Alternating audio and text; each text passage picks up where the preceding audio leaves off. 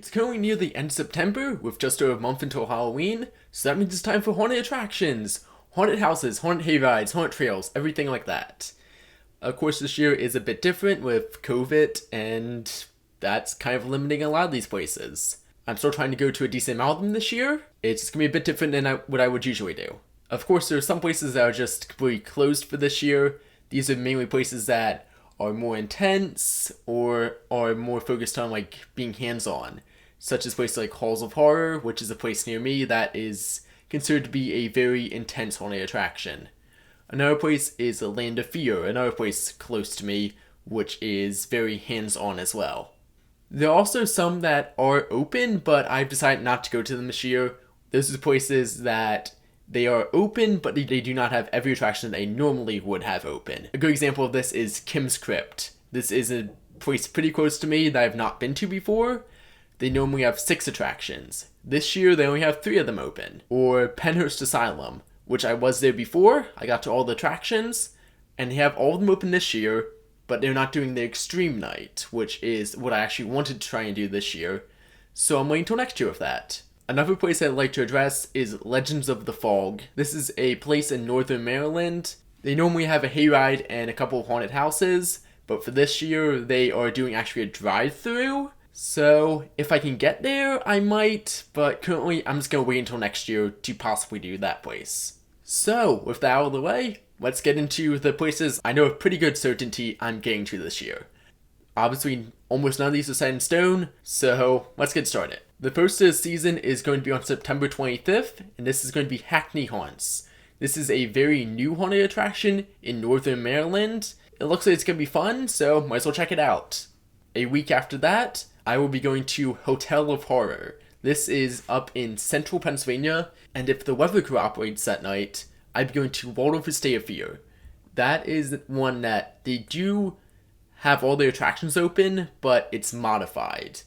I'll explain about that if I'm able to get there. On October 29th, I'm hopefully going to Creamy Acres Night of Terror. This is one in southern New Jersey, just outside of Philadelphia actually.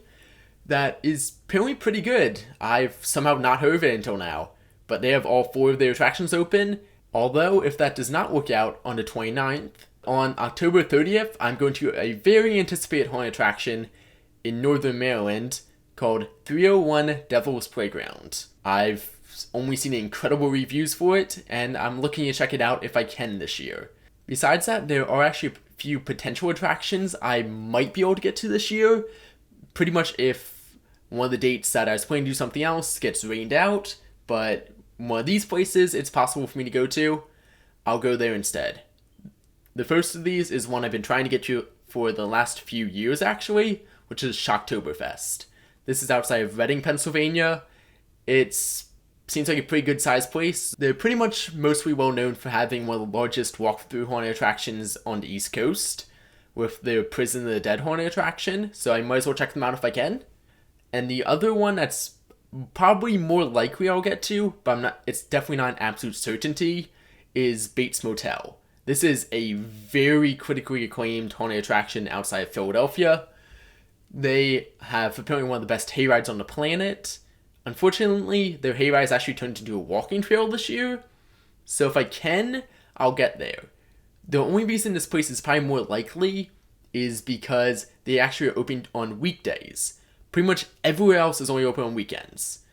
Bates Motel is open every day of the week for the last 2 weeks of October, so if I can get there on a Monday or Tuesday, I definitely will. And that wraps it up for what haunted attractions I'm getting to this year. I'm not going to be going to any amusement parks for haunted attractions, mainly because most of them aren't doing any. The amusement parks that are still having Halloween events, such as Six Flags Great Adventure, I'm just holding off. I'd rather not go all the way out there just for a haunted attraction. I'll just wait until next year for new coasters, pretty much. Besides haunted attractions, there is some other stuff I would like to try and do during October. As some of you probably know, if you follow me on Instagram, I work at Field of Screams as an actor. I'm going to see if I can try and do a Halloween special maybe or something like that. Kind of just going through what it's like to be an actor at a haunted attraction. I'll see if I can do some other stuff there. It all depends. That's completely up in the air right now. But as always, I will keep you updated on if I can. follow me on social media for all of that stuff. I pretty much post a lot more of this on there. And thank you so much for watching.